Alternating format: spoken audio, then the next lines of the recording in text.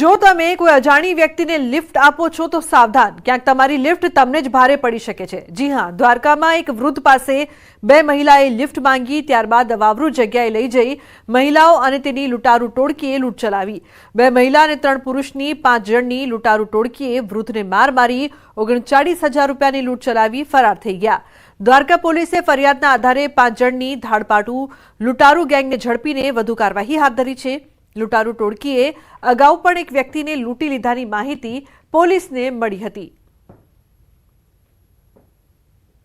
Operation હાથ ધરેલું હતું, ત્યારબાદ અમે 5-5ને હસ્તગત કરેલ છે અને જેવી ફરિયાદ દાખલ થઈ હતી એના ગણતરીના કલાકોમાં જ દ્વારકા પોલીસ ટીમ તથા અમારો ડી સ્ટાફની ટીમ બધાએ એક્ટિવલી કામગીરી કરીને આરોપીઓને હસ્તગત કરેલ છે। આરોપીમાં 3 પુરુષ છે, 2 મહિલા છે, એમાંથી 2 કપલ છે અને એક જે કપલ છે એનો જમાઈ છે, ત્રીજો પુરુષ જે છે એ। તો સુરતમાં કોસંબા પાટિયા પાસે ટ્રિપલ અકસ્માતની ઘટના સામે આવી છે। અકસ્માતમાં જીબીના 2 કર્મચારીના મોત થયા। જીબી કર્મચારીઓ સુરતથી વડોદરા ટ્રાન્સફોર્મર લેવા જતા બની ઘટનાને પગલે સુરત વડોદરા હાઈવે પર ટ્રાફિક જામ સર્જાયો હતો। તો બીજી તરફ દમણમાં ફાયર બ્રિગેડની ગાડીને અકસ્માત નડ્યો છે। દમણથી દલવાણા જતા રસ્તા પર કામ ચાલતું હોવાના કારણે બંને સાઈડના વાહનોને એક જ તરફ ચલાવવામાં આવી રહ્યા છે। તે દરમિયાન ફાયર બ્રિગેડની ગાડી પસાર થઈ રહી હતી। આ વખતે જ એક ડમ્પર આવી જતા ડ્રાઈવરે સ્ટીયરિંગ પરથી કાબુ ગુમાવ્યો હતો અને ગાડી સીધી જ રોડની સાઈડમાં બનેલી ગટર લાઈન તોડી અને અંદર ખાબકી હતી। ઘટના બાદ આસપાસના વિસ્તારમાં દોડધામ મચી ગઈ હતી। ઘટનામાં ગાડીના ચાલકનો ચમત્કારિક બચાવ થયો હતો। તો ગુજરાત યુનિવર્સિટીમાં 2 વ્હીલર પર આવતા વિદ્યાર્થીઓ અને કર્મચારીઓ માટે હેલ્મેટ ફરજિયાત કરાયું છે। જો કે યુનિવર્સિટીના આદેશ છતાં ઘણા વિદ્યાર્થીઓ હેલ્મેટ વગર જ દેખાયા, ત્યારે વાહન ચાલકો ફરજિયાત હેલ્મેટ પહેરીને આવે તે માટે એનએસએસના વિદ્યાર્થીઓએ અનોખો અભિગમ દાખવ્યો છે। એનએસએસના વિદ્યાર્થીઓ યુનિવર્સિટીમાં પ્રવેશતા વિદ્યાર્થીઓને હેલ્મેટ પહેરવા સમજાવી રહ્યા છે। તો બીજી તરફ નિયમની કડક અમલવારી માટે યુનિવર્સિટી પ્રશાસને પણ કડક વલણ દાખવ્યું છે। એક અઠવાડિયા બાદ હેલ્મેટ વગર પ્રવેશતા વિદ્યાર્થીઓને યુનિવર્સિટીમાં પ્રવેશ પર પ્રતિબંધ મૂકવામાં આવશે। અમારા સંવાદદાતાએ હેલ્મેટ વગર વાહન ચલાવતા વિદ્યાર્થીઓને જ્યારે સવાલ કર્યા તો તેઓ રસપ્રદ બહાના બતાવતા નજરે પડ્યા।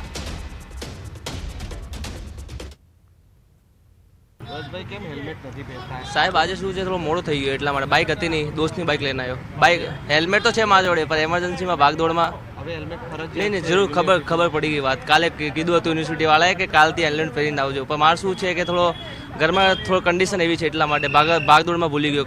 કાલથી હેલ્મેટ આવીશ પહેરીને। કેમ હેલ્મેટ નથી પહેરતા? હેલ્મેટ એટલે હવે ઓલરેડી સમર છે અને ગરમી લાગે છે વધારે, ફરજિયાત છે હવે હેલ્મેટ? હા, તો હવે કાલથી પહેરીશું। કેમ હેલ્મેટ નથી પહેરતા? થોડું જવાનું જલ્દી થતું હતું એટલે મોડું થતું છે હવે હતું। હેલ્મેટ યુનિવર્સિટીમાં? હા, વાત બરાબર છે। તમને નહીં લાગતું કે તમારી સેફટી માટે હેલ્મેટ? હા, બરાબર છે। સોરી, બીજી વાર નહીં થાય। હાઈકોર્ટના કડક વલણ બાદ હવે અલગ અલગ શૈક્ષણિક સંસ્થાઓએ પણ હેલ્મેટ જે છે તે ફરજિયાત કર્યું છે અને હાલ આપ જે જોઈ શકો છો કે ગુજરાત યુનિવર્સિટીમાં પણ હેલ્મેટ જે છે, જે પણ 2 વ્હીલર ચાલકો યુનિવર્સિટીમાં પ્રવેશતા હોય, તે વિદ્યાર્થીઓ હોય કે યુનિવર્સિટીના સ્ટાફ હોય, કર્મચારીઓ હોય, તમામ લોકોએ હવે હેલ્મેટ પહેરવું ફરજિયાત છે। હાલ જે છે એક અઠવાડિયા સુધી એનએસએસના વિદ્યાર્થીઓ જે છે કે તેઓ જે પણ 2 વ્હીલર ચાલક હોય કે જેઓ હેલ્મેટ પહેર્યા વગર આવતા હોય તો તેમને સમજાવશે કે હેલ્મેટ પહેરવું કેટલું હિતાવહ છે અને ટ્રાફિકના નિયમોનું પાલન કરવું કેટલું ફરજિયાત છે। આ ઉપરાંત જે છે એક અઠવાડિયા સુધી આ એનએસએસના વિદ્યાર્થીઓ તમામ 2 વ્હીલર ચાલકોને સમજાવશે અને એક અઠવાડિયા બાદ યુનિવર્સિટીમાં જે છે તે હેલ્મેટ પહેરવું ફરજિયાત કરવામાં આવશે। જે પણ 2 વ્હીલર ચાલક જે છે કે જે યુનિવર્સિટીમાં પ્રવેશે છે તો તેઓએ હેલ્મેટ પહેરવું ફરજિયાત રહેશે અને યા પછી જે પણ યુનિવર્સિટીમાં જે લોકો પ્રવેશે છે તો તેઓએ પોતાનું વ્હીકલ જે છે તે બહાર મૂકવું પડશે। કેમેરામેન ખેંગાર રાઠોડ સાથે સંજય ટાંક, ન્યૂઝ 18 ગુજરાતી, અમદાવાદ। તો અમદાવાદમાં ફરી ઝડપાયો છે નશાનો કારોબાર। ડ્રગ્સ અને હથિયાર સાથે આરોપી પકડાયો છે। 1.23 કિલો એમડી ડ્રગ્સ, હથિયાર સાથે એકની ધરપકડ। ક્રાઇમ બ્રાન્ચે આરોપીને દબોચી લીધો। આરોપી પાસેથી 40 રાઉન્ડ કર્ટીસ અને 18 લાખ રૂપિયા રોકડા જપ્ત કરવામાં આવ્યા છે। તો દાણી લીમડામાંથી જીશાન દત્તા પવલે નામના આરોપીની ધરપકડ કરવામાં આવી છે। આરોપી સામે અગાઉ 8 ગુના દાખલ થઈ ચૂક્યા છે। 2 ગુનામાં આરોપી વોન્ટેડ પણ હતો। તપન પરમારને રહેસી નાખનાર નામચીન બાબર પઠાણના દિવસે ને દિવસે નવા કારનામા ખુલતા જાય છે। હત્યાના આરોપી બાબરનો પહેલા મારામારીનો વિડીયો સામે આવ્યો, ત્યારબાદ હવે નશો કરતો હોય એવો વિડીયો વાયરલ થયો છે। આ દરમિયાન પોલીસે તપાસનો ધમધમાટ તેજ કર્યો છે અને બાબરને સાથે રાખીને ઘટના સ્થળે રીકન્સ્ટ્રક્શન કર્યું હતું।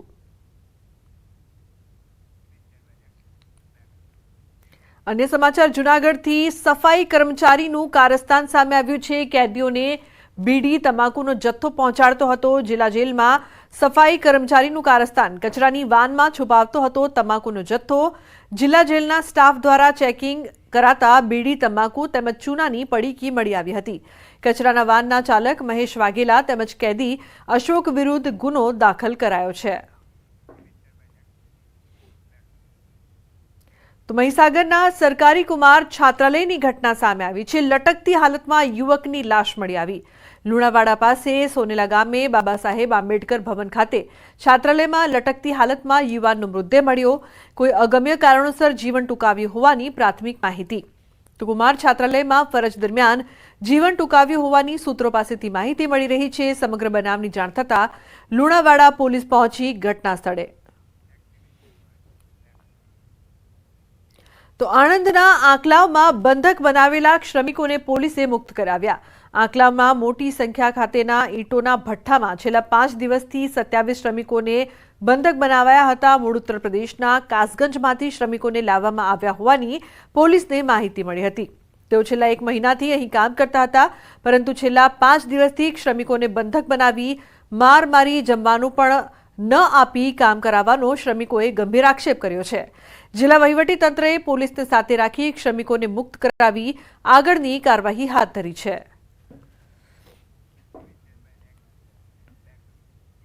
તો વડોદરા મ્યુનિસિપલ કોર્પોરેશનની સતત ત્રીજા દિવસે બુલડોઝર કાર્યવાહી। આજે ન્યાય મંદિર આસપાસ પોલીસ બંદોબસ્ત સાથે વીએમસીના જેસીબીનો સપાટો।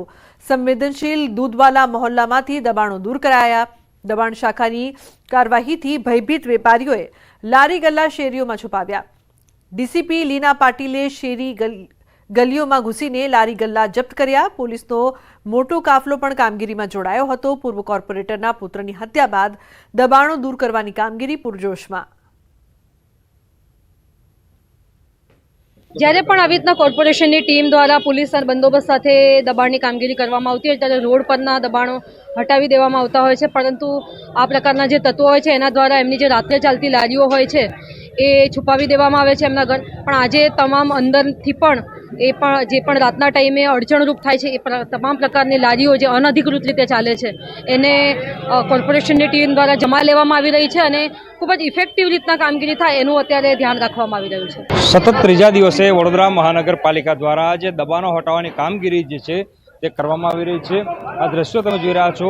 આજની વાત કરીએ તો આજે 4 દરવાજા વિસ્તારની આસપાસના જેટલા પણ સંવેદનશીલ એરિયા છે ત્યાં જે વડોદરા મહાનગરપાલિકાની દબાણ શાખાની ટીમ છે તે ત્રાટકી છે અને જે દબાણો છે તે દૂર કરવામાં આવી રહ્યા છે। ઉલ્લેખનીય બાબત છે કે છેલ્લા 2 દિવસથી વડોદરા શહેરમાં દબાણો હટાવવાની કામગીરી ચાલી રહી છે, ત્યારે જે દબાણકર્તાઓ છે એટલે કે લારી ધારકો છે તેમના દ્વારા દબાણ શાખાની ટીમથી પોતાની લારી બચાવવા માટે જે ગલી કૂચી હોય છે ત્યાં છુપાવી દેવામાં આવી હતી, પરંતુ જે ડીસીપી કક્ષાના અધિકારી છે તેમની નિગરાની હેઠળ આખી કાર્યવાહી કરવામાં આવી રહી છે। સંવેદનશીલ વિસ્તારની તમામ જે ગલીઓ છે એ ગલીઓમાં ચેકિંગ કરવામાં આવી રહ્યું છે અને ગલીઓમાં જો લારી ગલ્લા છુપાયેલા હોય તો તે લારી ગલ્લા જે છે તે બહાર કાઢવામાં આવી રહ્યા છે અને વડોદરા મહાનગરપાલિકા દ્વારા આ જે તમામ દબાણો છે તે જપ્ત જે છે તે કરવામાં આવી રહ્યા છે। ઉલ્લેખનીય બાબત છે કે ગઈકાલે જે કુંભરવાડા પોલીસ છે તેમના દ્વારા જે દબાણ શાખાની ટીમ છે તેમને અડધો પોણો કલાક સુધી રાહ જોડવામાં આવી હતી। સંકલનનો અભાવ જે છે તે જોવા મળ્યો હતો, ત્યારે આજે ડીસીપી કક્ષાના અધિકારી જે છે તેમને સમગ્ર મોરચો જે છે તે સંભાળ્યો છે અને ત્યારબાદ આખી જે કામગીરી જે છે તે કરવામાં આવી રહી છે। એટલે વડોદરા મહાનગરપાલિકા દ્વારા આ જ રીતે તમામ જે વિસ્તારો છે ત્યાં દબાણ હટાવવાની કામગીરી જે છે તે કરવામાં આવી રહી છે અને જે દબાણકર્તાઓ છે તેમની અંદર પાલિકાની કાર્યવાહીને લઈને ફફડાટ જોવા મળી રહ્યો છે। હાર્દિક દીક્ષિત, ન્યૂઝ 18 ગુજરાતી, વડોદરા। સમાચારનો પ્રવાહ યથાવત રહેશે। હાલ રોકાઈશું એક બ્રેક માટે। આપ જોતા રહો ન્યૂઝ 18 ગુજરાતી।